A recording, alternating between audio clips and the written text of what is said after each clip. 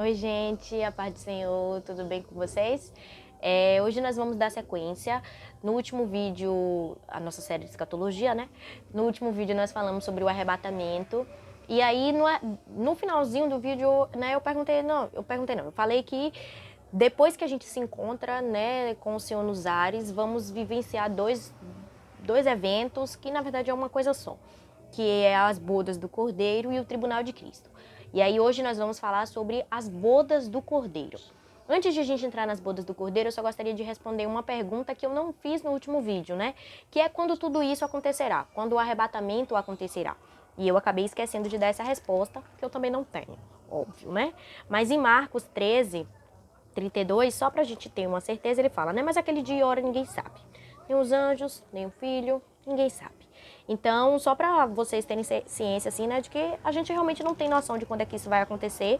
A gente observa os sinais e a gente tem que se preparar conforme os sinais que a gente tem visto. E aí, sigamos então, porque também ainda estamos dentro do contexto de arrebatamento. Claro que aqui nesse momento a igreja já foi arrebatada, ela se encontra com seu noivo nos ares, como nós vimos. E agora, vamos para as bodas de Cristo. As bodas do Cordeiro, né? O Cordeiro é Cristo. Então, as bodas do Cordeiro, as bodas de Cristo.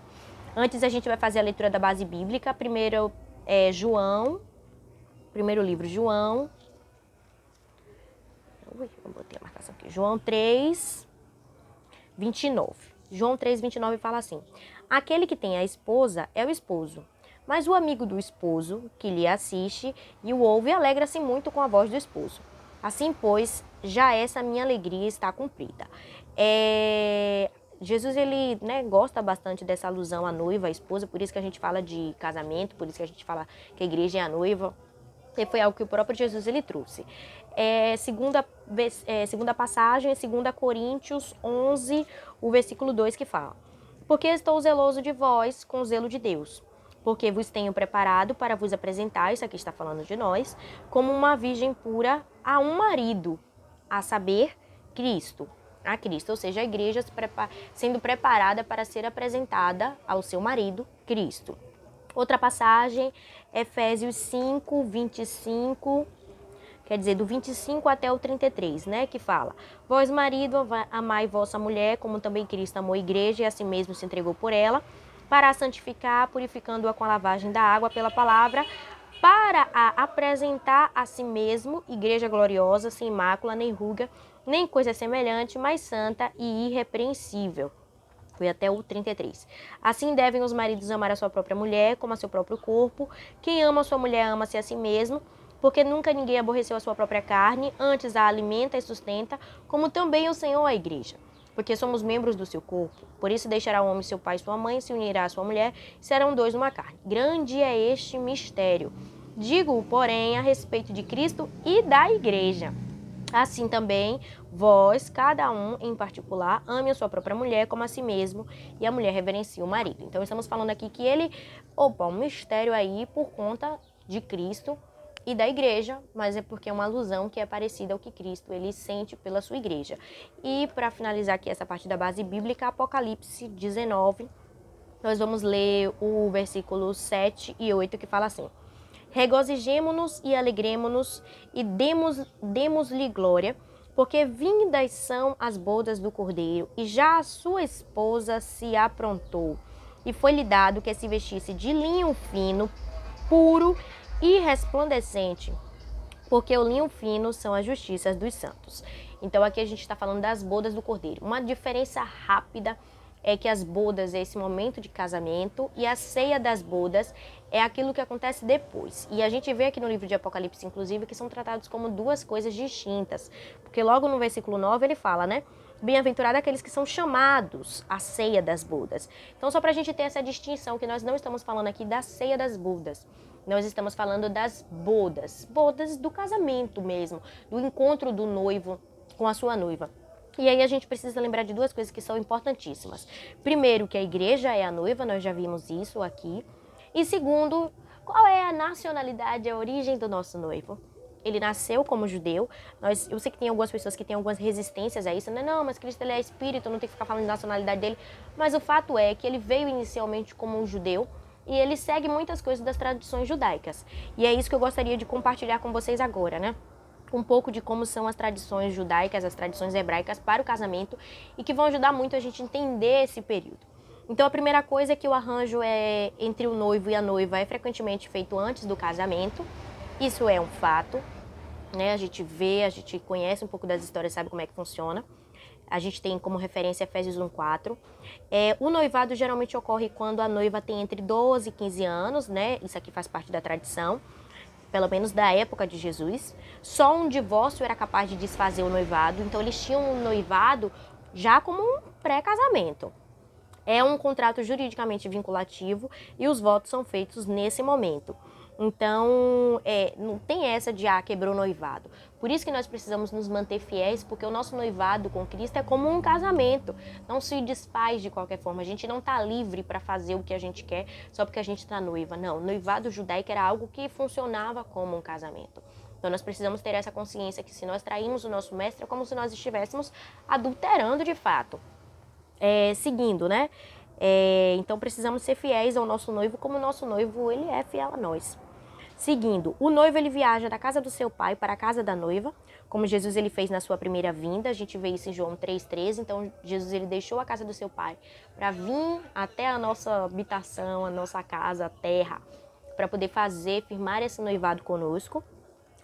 Quarto, o noivo ele paga o preço por sua noiva com o dinheiro de seu pai, como Jesus pagou o preço pelos nossos pecados e pela sua noiva. A gente vê isso em 1 Coríntios 6,20, né? O sangue foi o dinheiro, então o sangue de Jesus foi quem nos possibilitou ser compradas para sermos suas noivas, a igreja ser sua noiva. Quinto, a noiva e o noivo selam um contrato com um copo de vinho, dizendo que está pago na íntegra. O vinho representa o sangue de Cristo. A gente tem 1 Pedro 1, 18, 20. Eu estou só lendo, e aí vocês vão investigando aí essas referências. O noivo ele retorna para a casa de seu pai por um período indeterminado, não tem um prazo estabelecido. Atos 1:11 e 3:21, e a gente vê Jesus ele falar: olha, eu vou para a casa do meu pai que eu vou preparar moradas para vocês. Porque quem casa quer casa, não é mesmo? Então, Jesus ele vai para preparar a nossa morada.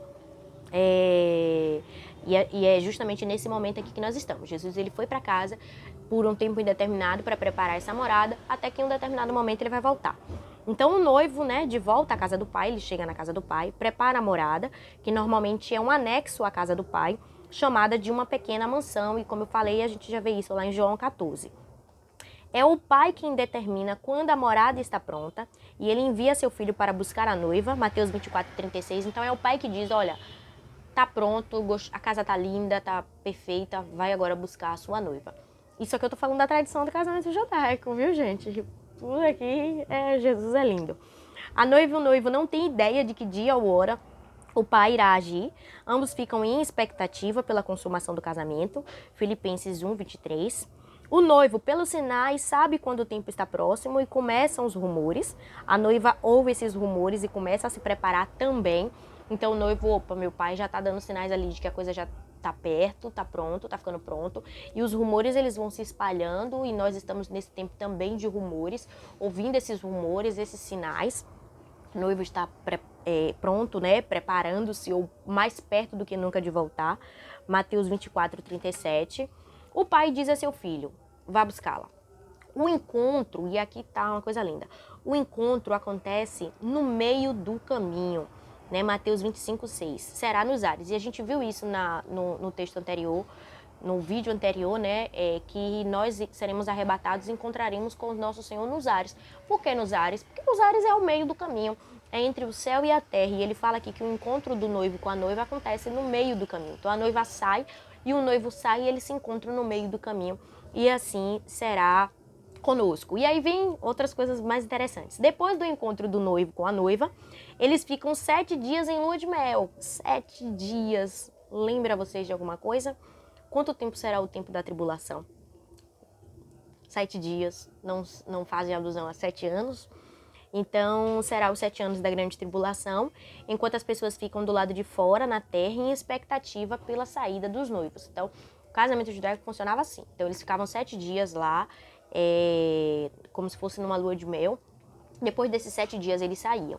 Durante esses 7 dias, né, que é esse período de lua de mel, aí nós teremos o que será o tema do nosso próximo vídeo, que é o Tribunal de Cristo, né?